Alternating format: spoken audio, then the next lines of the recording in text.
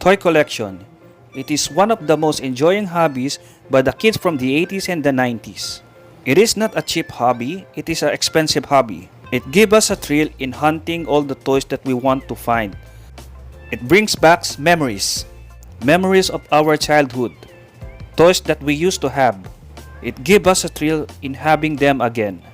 Or before, we cannot able to afford them. Now that we have jobs and earns money, we want to own those toys that we can't afford before. Today, I'm going to relive my childhood. I'm going to unbox a toy that is very important to me during the 80s. So brace yourselves, guys. Let's do some unboxing.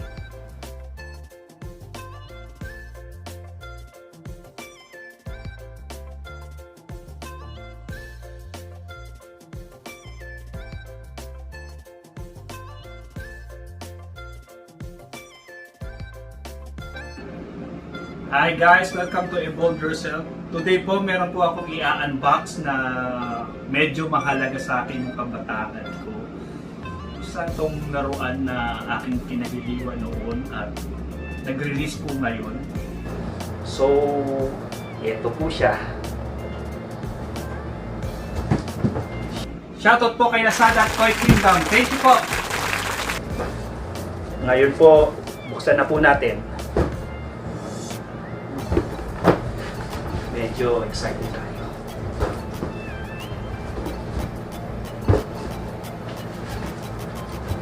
Ingat lang. Mag-ingat po sa paggamit ng kutsilyo.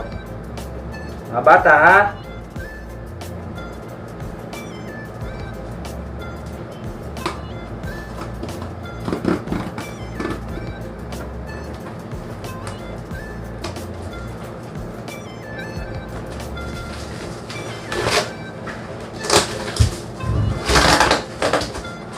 Excited na ako.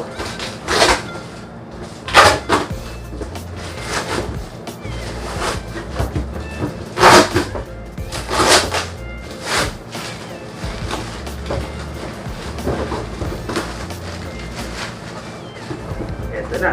Oops. Ooh. Excited na. Wow! Mas pa. Ano siya?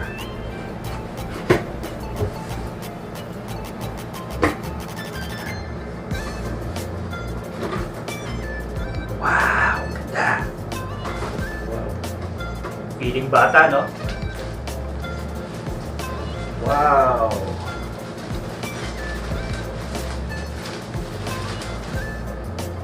Slimer.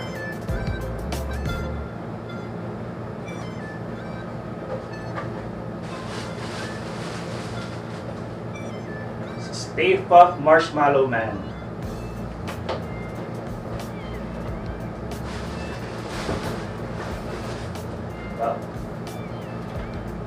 Peter Venkman. Tama ba? No. Peter Venkman pala. Sorry.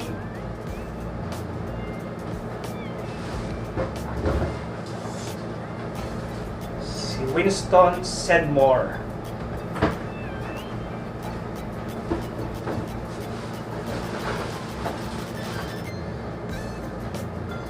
Si Egon Spengler.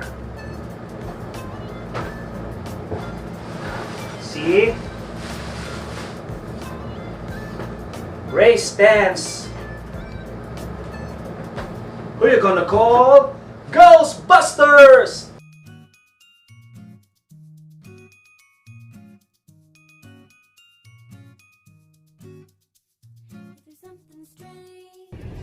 Nakakatuksong buksan. Ang ganda sobra. Sabi ng mga kolektor dapat yung mga ganyan di binubuksan, pero wala naman akong balak ibenta Sige guys, tara, buksan natin! The first figure that I'm going to open is Dr. Peter Venkman. It was voiced by Mr. Lorenzo Music from Season 1 to 2 and Dave Collier from Season 3 to 7. He is the group's first among equals. While he is not the official leader, Venkman often makes the decision whether or not they will take a kiss. He also provides comic relief and is usually nominated for tasks no one else wants to do. This figure includes a proton pack and a blue ghost.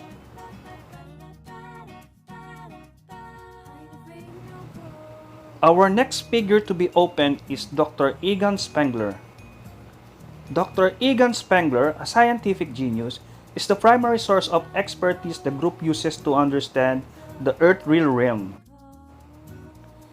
A skilled curious in many episodes, Egan formulates the solution when all seems lost.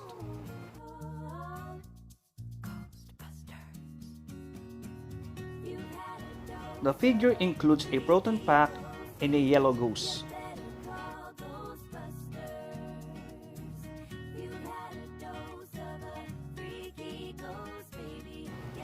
Our next figure to be opened is Dr. Ray Stantz. Dr. Ray Stantz was voiced by Frank Welker. Dr. Ray Stantz is portrayed as an excitable jack of all trades. He is second only to Egon in sheer intelligence and leans toward practical applications of science as opposed to Egon's pure research, the engineer to Egon's physicist. He is also a child at heart, cheerful and optimistic, as the only one of the four who can reliably understand what Egon is talking about. He is usually the one to put his theories into practice. The figure also includes a proton pack and a purple ghost. Our next figure is Winston Zeddemore. Winston Zeddemore was voiced by Arsenio Hall from seasons 1 to 3 and Buster Jones from seasons 4 to 7. Winston Zeddemore is the courage and straight man of the group. His accuracy with the proton gun is his forte.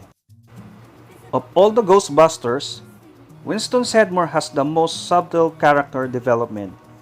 It is hinted that he is an avid reader and a descendant of a powerful African bloodline. Sometimes his last name is misspelled Zeddemore.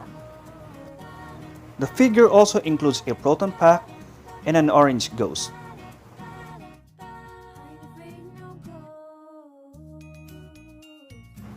Our next figure to be opened is the green ghost, or Slimer. Slimer was voiced by Frank Welker. Slimer is the pet of the Ghostbusters and is the only ghost that will stay still for Egon to test and study. Out of all the four Ghostbusters, Peter is the only Ghostbuster who gets angry and yells at Slimer easily. The figure includes Slimer's food, like pizza, steak, and watermelon.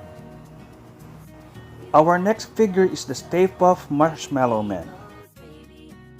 It was also voiced by Frank Welker, except by John Stucker for episodes Sticky Business. The Stay Puft Marshmallow Man is mostly a friend of the Ghostbusters. The Ghostbusters often refer him as the big guy. The Real Ghostbuster toy line was created by Kenner from 1986 through 1991. It was mostly related to the animated series. However, the Ecto-1A and Ecto-Charger were both related to the Ghostbusters 2 film. Also, Filmation's Ghostbusters had a line of toys as well as being produced by Tyco. Currently, Hasbro has set to reissue Wave 1 figures in the spring of 2020 as a Walmart exclusive.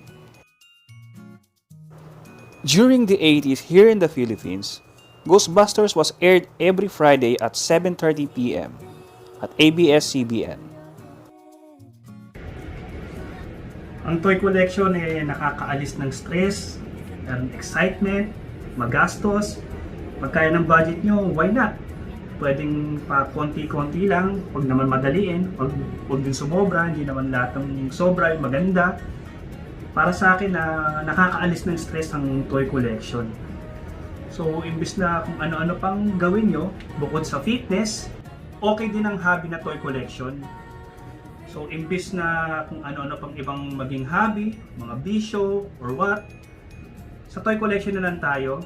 Tapos nagkakaroon ng excitement kasi yung pag-hunt ng toys, especially yung mga rare. Kasi meron mga toys na ang hirap mabili, hindi porke may pera ka, basta-basta mo na lang makukuha. Meron once nakakuha pa ako sa US, in-order ko sa eBay. So guys, yan po ang aking munting toy collection and sana madagdagan pa. Ewan natin, tingnan natin kung may makita po akong mga ibang interesadong mga toys.